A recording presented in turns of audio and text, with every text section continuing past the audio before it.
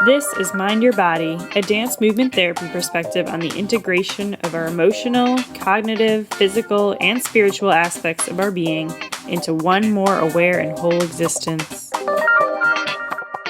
Hey everyone! Today I have my very good friend Jessica Scott on the show talking about her recent physical health and wellness transformation and how it has positively impacted her quality of life. Welcome, Jess. Why don't you start by telling us what motivated you to start taking more care of your physical body? Yes. So I guess that has always been something that's been important to me, is taking care of myself and loving myself. And even throughout our friendship, I feel like that's something that we both knew was important, but still kind of struggled with. And so I think it all started with me turning 30 and that being like my biggest goal. And 30 was, it's just an arbitrary age and an arbitrary number, but for some reason, I think it really helped me as far as just thinking about myself starting this new decade and this new chapter. It kind of added something tangible to me wanting to make this change and to something to really work toward. But I struggled throughout the year to really get there. And so it wasn't really towards the end of the year, something just shifted, and it wasn't just physical, it was emotional, and it was very mental as well. And I feel like I finally kind of reached that point. And yes, it happened by the time I was 30, but there's still like such an uphill climb. Like there's still so much, there's not really an end to it. It's kind of an ongoing journey, I think. That makes sense. Yeah, definitely. You said that there was a mental shift. Are you talking about in preparation or during your lifestyle change? Like, what did you have to... Well, maybe it would be better to talk about your resistances. Yeah, I think, I kind of struggled with my weight throughout my whole life. And I struggled for caring about myself and caring about my body throughout my whole life. And I think there's a lot of shame around my body for a long time. Like growing up, my parents never really talked about the value of taking care of yourself or your body or eating right or exercising right.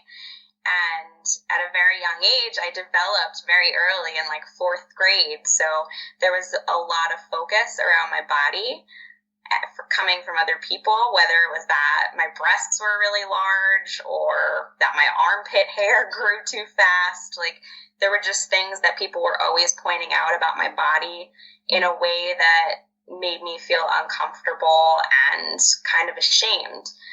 And then in junior high, people started calling me fat, and I wasn't fat. I wasn't even overweight at that time, but I didn't know that. I just knew kind of what other people were telling me about my body and interpreting that and internalizing that as the truth.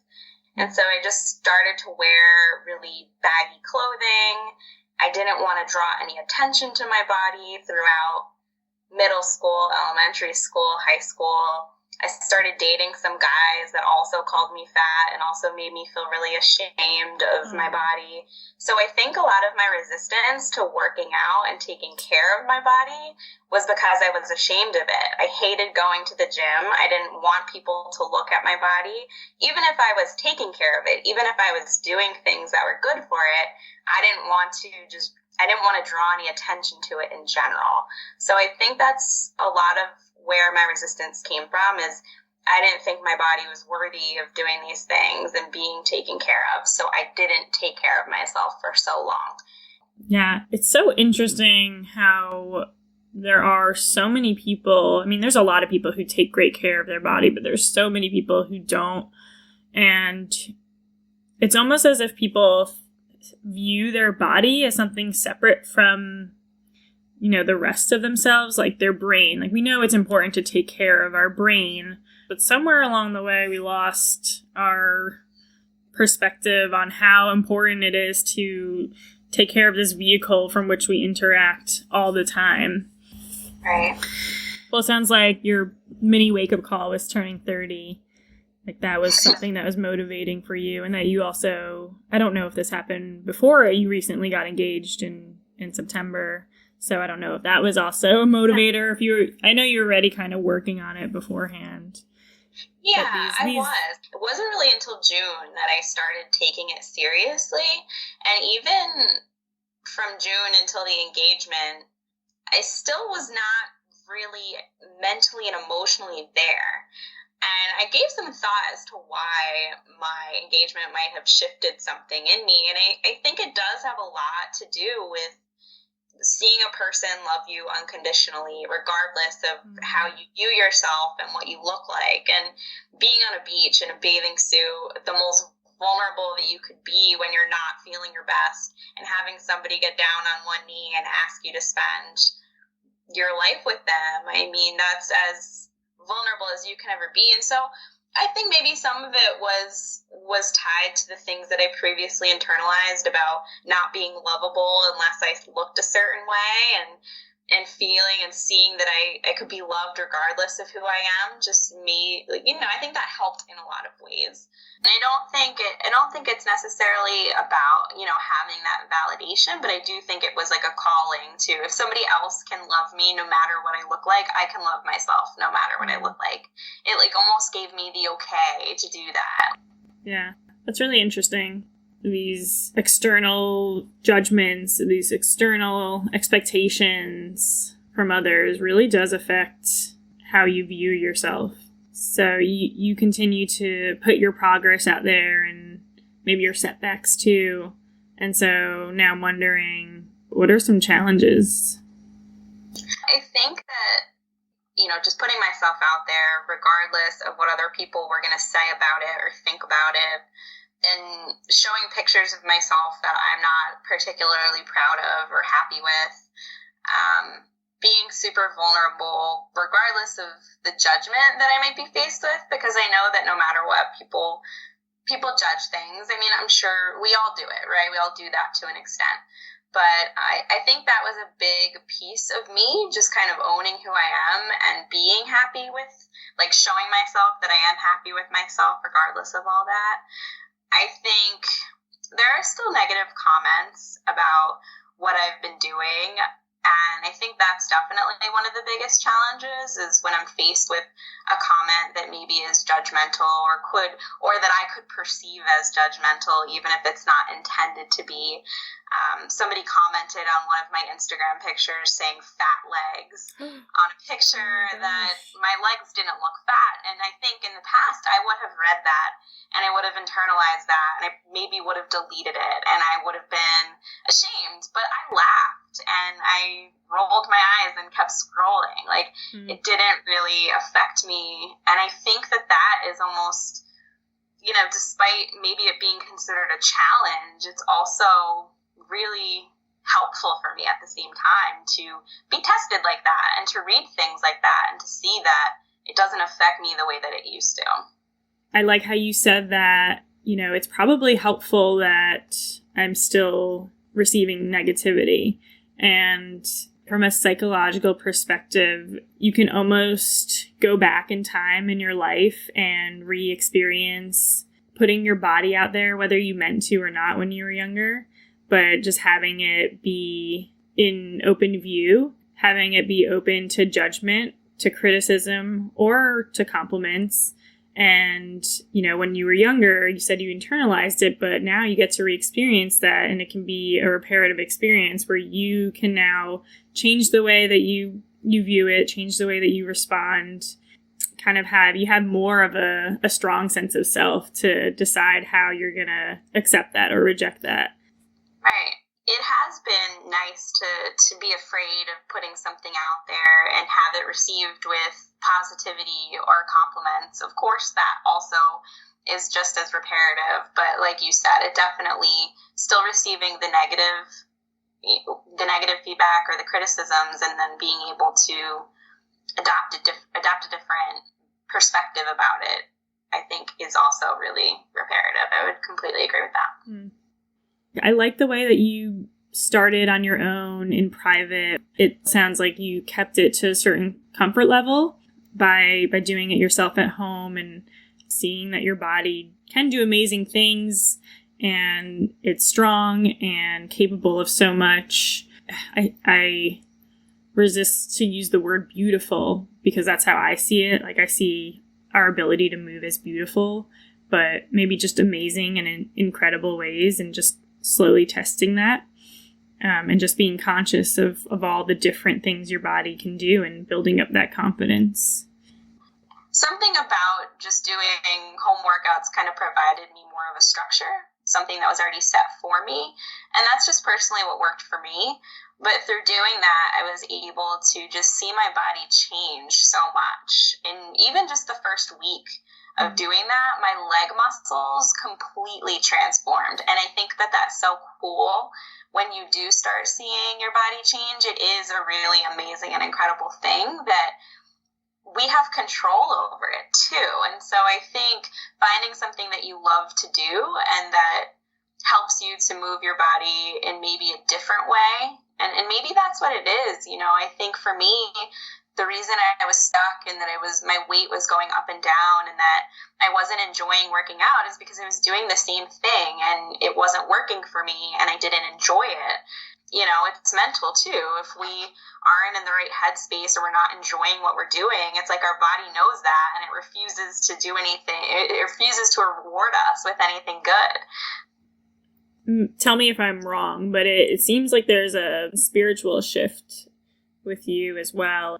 Yeah, I definitely think that I've been learning and just believing more that we can almost manifest the kind of life we want to have. And I think when we do believe that we're capable of having something or doing something, that we will ourselves into doing it. Like, we just make it happen.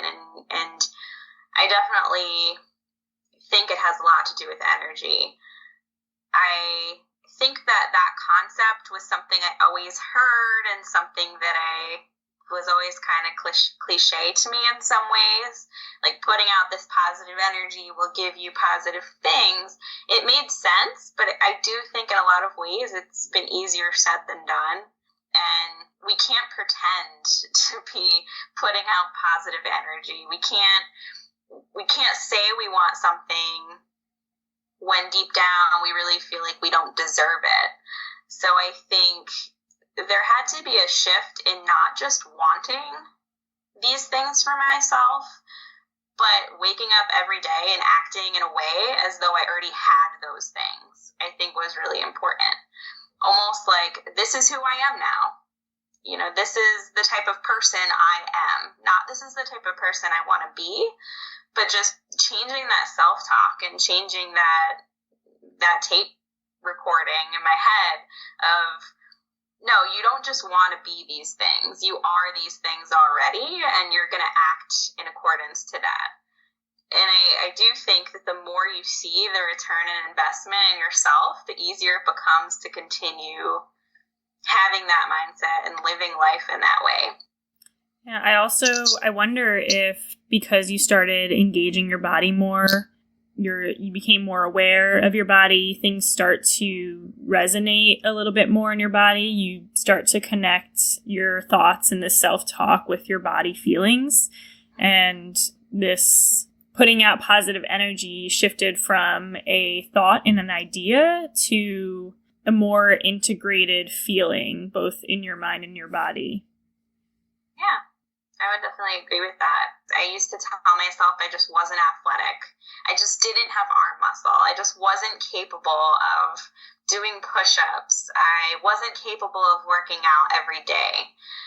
And I do think that the more I've moved my body and the more I became those things and just did them anyway, the more I started lifting weights and doing push-ups, the more that became me. The more I did become somebody that has upper arm strength, the more I did become somebody that is capable of working out every day.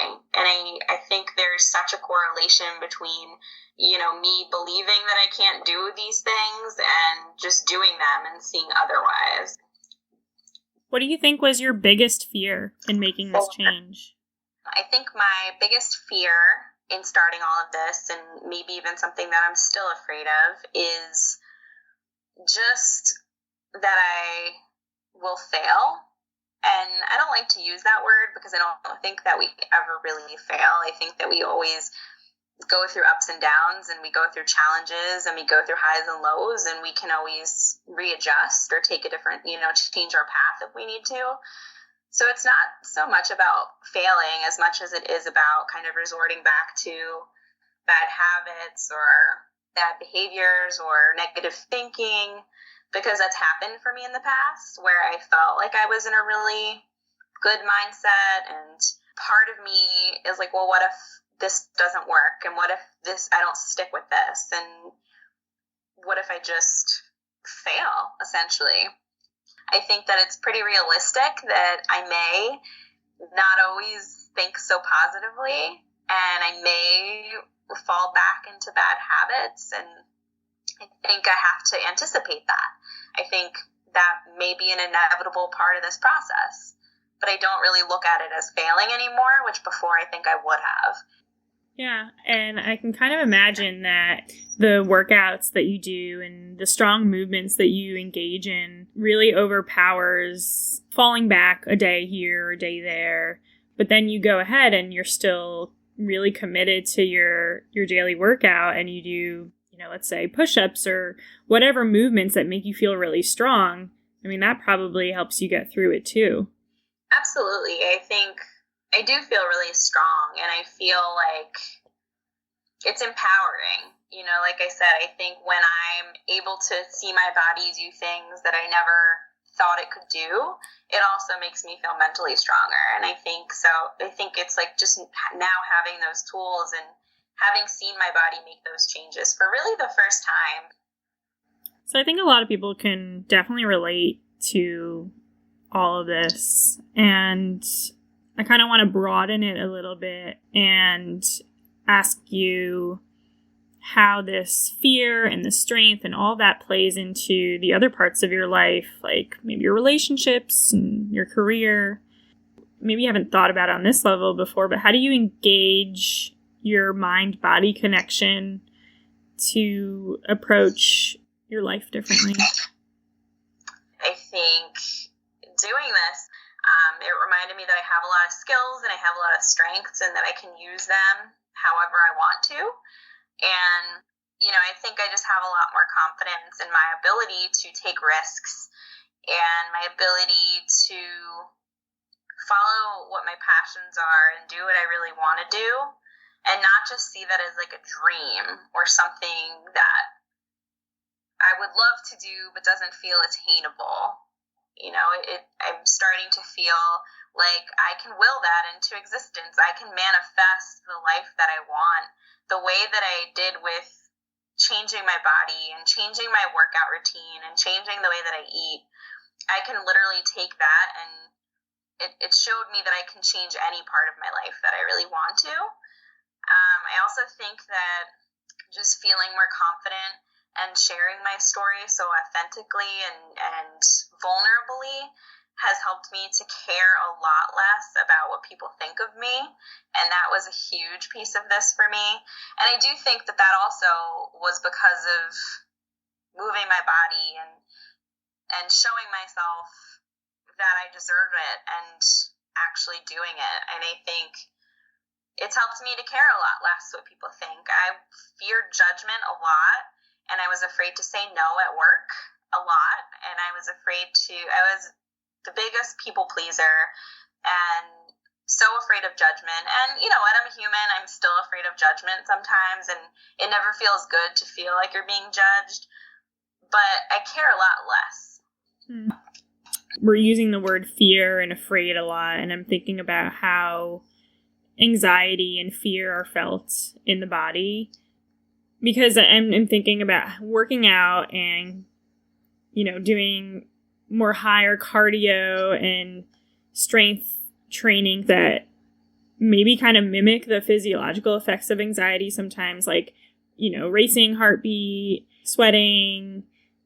And I'm wondering if that has affected the fear that you're talking about, which you are talking about a lot on a psychological level, but also if it's affected how you confront anxiety and fear on a body level.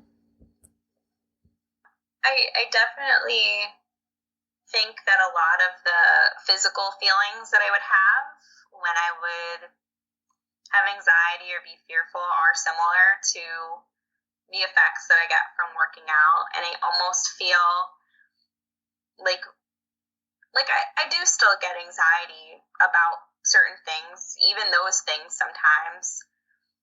Which but things? I think what? Which things? Oh, things that you're mentioning. Like saying no to people, or if I feel like I disappointed somebody, or if I'm worrying that people are judging me. Sometimes I'll still get anxiety around that, but I feel like it's a little different because I used to have such a negative connotation attached to it. And so I used to... what feelings are those in your body when you're saying you used to get anxiety? Or does it feel more cognitive, or can you... I'm trying to think of the feelings, like the bodily feelings that I have. I think a lot of the stuff around being judged is cognitive. I don't think I have any real physiological feelings around that. But definitely at work and saying no to people or worrying about how I'm perceived, that would manifest itself in my body.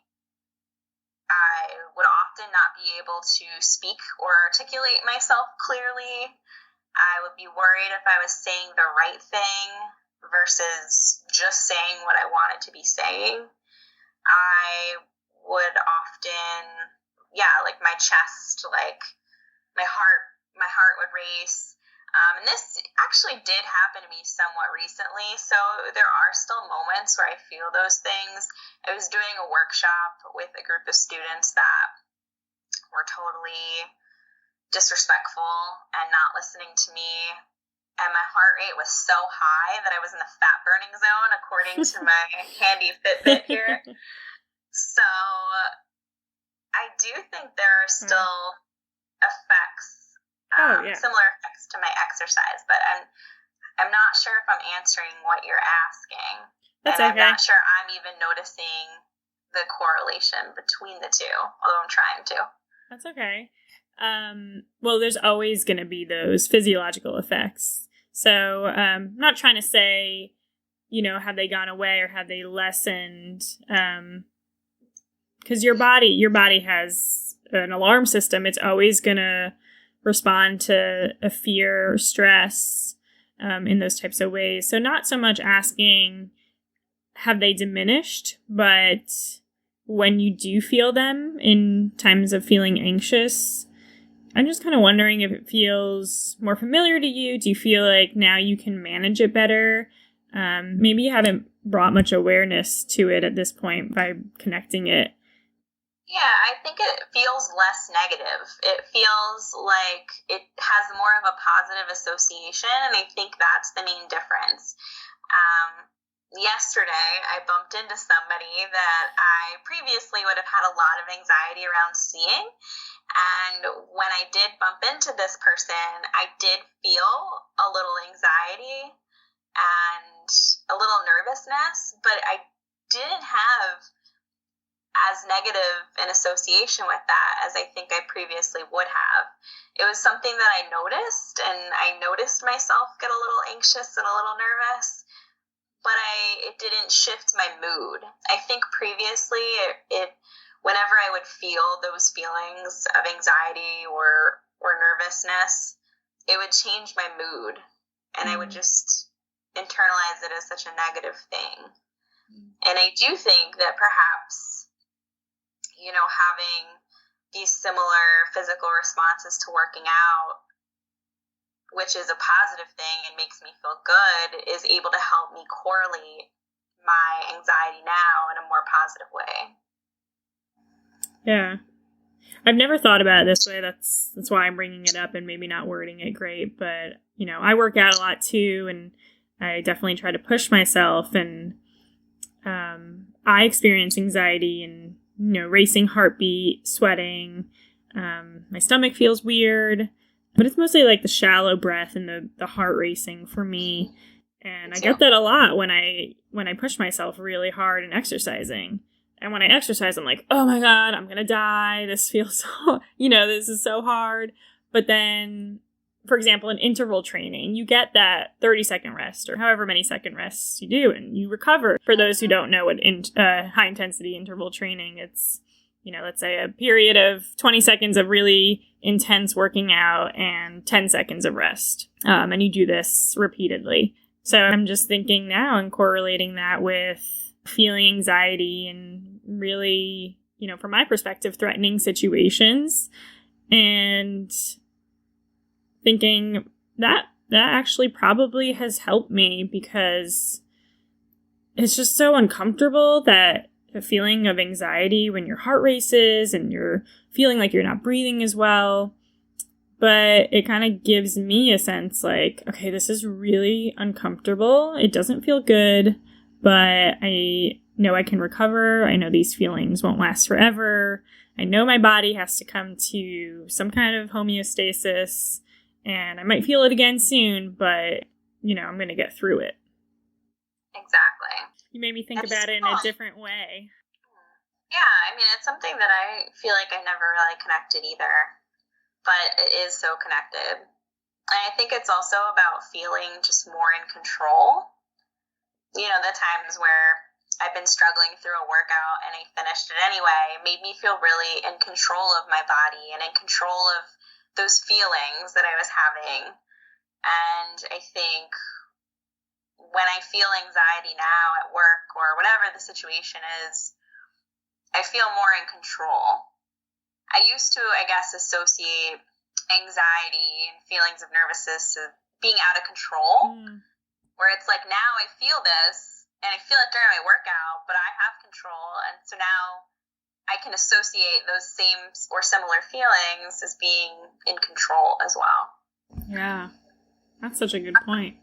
And so if you just change that perspective of the body feeling of anxiety from feeling out of control to more feeling in control, wow, that just changes the whole experience.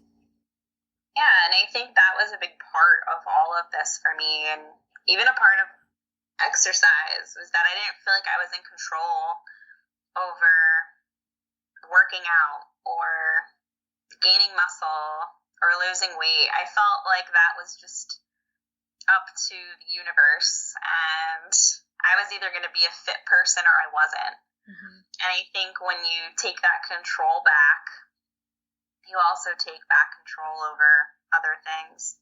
Yeah. I'm thinking about people who are listening to this, and thinking about people who maybe are wondering how they can get into this lifestyle change and lifestyle transformation, just like you did. And this idea of feeling more control over your body. And sometimes it's hard to know where to start. And maybe all it takes is just starting very, very gradually to test your ability to move and also staying in control. So some people may be further along than others. Some people might be more comfortable than others. But, if you're not comfortable at all with moving your body, it could be something as simple as making a conscious choice of where you're going to walk. And don't mean that in location, but, I'm going to take straight steps right now. Right now, I'm going to use my body to turn this way. And, it sounds really simple, but building up that control of your body, and then maybe taking a challenge like you were saying. So now I'm going to walk up these stairs, and then now you're walking up these stairs, your heart rate's increasing, maybe you're sweating a little bit, and things are starting to feel a little bit out of control. It's okay to take a break and see that you can recover from that, and then walk back up those stairs. And, I'm saying this in the simplest way. Of course, that can eventually lead up to people who want to exercise more, to more intense workouts. But it sounds like what the piece that's so important is feeling in control, getting those fears that come up when you think about changing your life on a whole body level, is to stay in control and feel stable enough and feel that have the confidence that you can recover from those obstacles and those fears and maybe those little failures. Yeah, I would completely agree with all of that. And I think since we as humans want so badly to have that control, I think a huge piece of being successful is also just having patience and forgiveness with yourself, because I think that can really make or break a person's progress or decision to continue. Sometimes when we feel out of control, like you said, we get hard on ourselves or we get discouraged or that negative self-talk comes back. Yeah, and feeling out of control on a primal level is extremely scary, and your body, can trick your body into thinking it's entering a really life-endangering, life-threatening situation.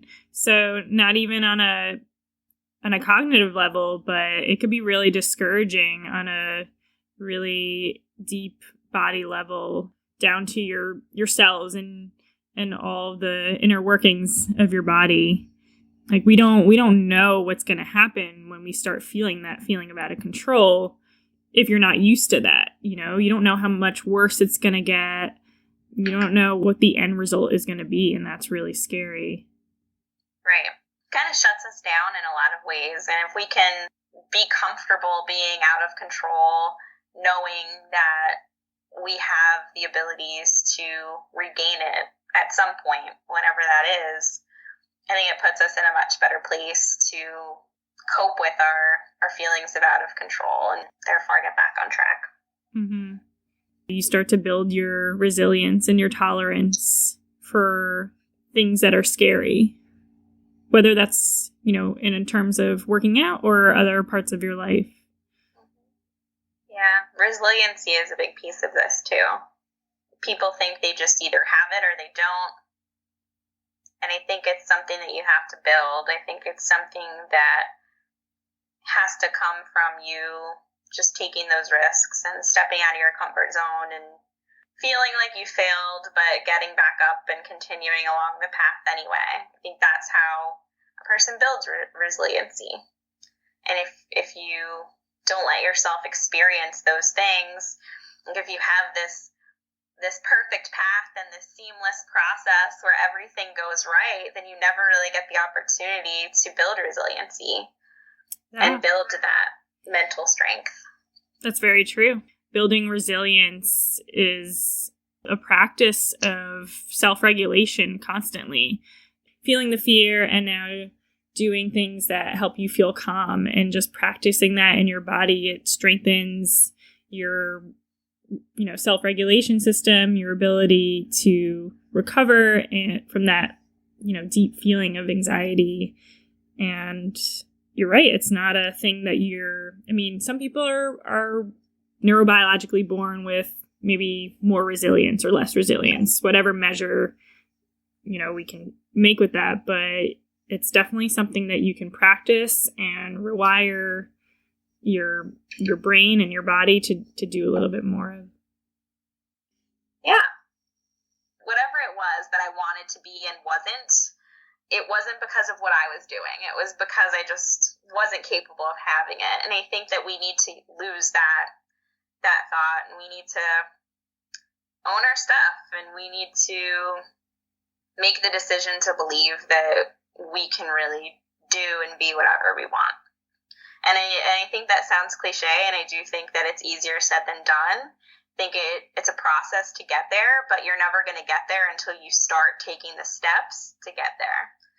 So I think what you said about taking those small steps and not necessarily trying to be your best or not trying to go from 0 to 100, but starting small and trying to be just better today and do something a little bit more than you did yesterday, I think gives us that confidence to build up our belief in ourselves, to continue taking those steps.